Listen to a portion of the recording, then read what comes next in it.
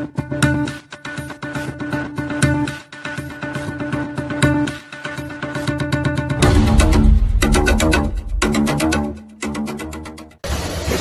tayo dito yung isang lang ismat tumakbo dito sa bahay ng Black Up, allegedly member ng SAP dati. Dismiss siguro ito, but tingnan natin kung paano natin siya napapasuko. Hopefully we will end this na maayos.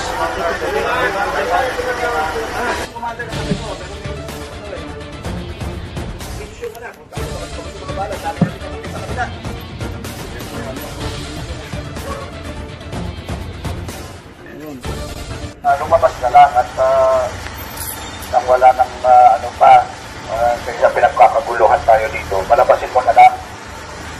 Wala naman kaming gagawin na masama sa kanya o anong baman. Investigahan lang natin kung talagang ginawa na yung mismatching na iniano ng mga tao natin. At huwag kang mag-alala ditong mga barangay officials at ditong mga kamag-anak nyo. Malabasin mo na lang, ha? Pwede ba kitang makausap dyan kahit ikaw lang? Wala? Para makumbinsi mo, ikaw nang magkumbinsi sa asawa mo?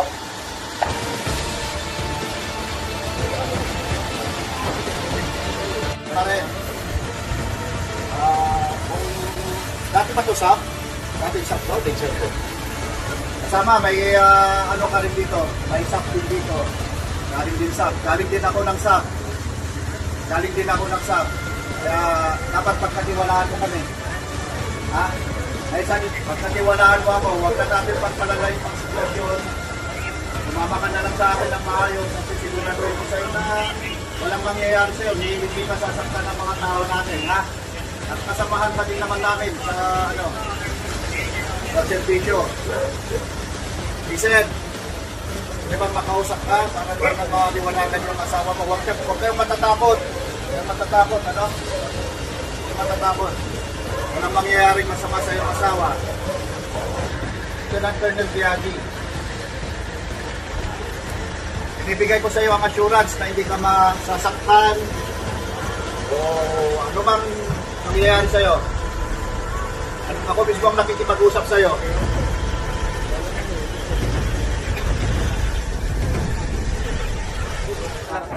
Ayun nga ang sinasabi. Kasi syempre kami rumilis out. SAP ka, di ba? Kumahilo ka, 93. Yes, sir. Oh, galing ako ng SAP. Hindi sana ako nalabang, pero dahil ang bibintangan ako sa sir, hindi ko po matanggap. Kaya nga, ganito na lang. Okay, umalis kayo dyan lang.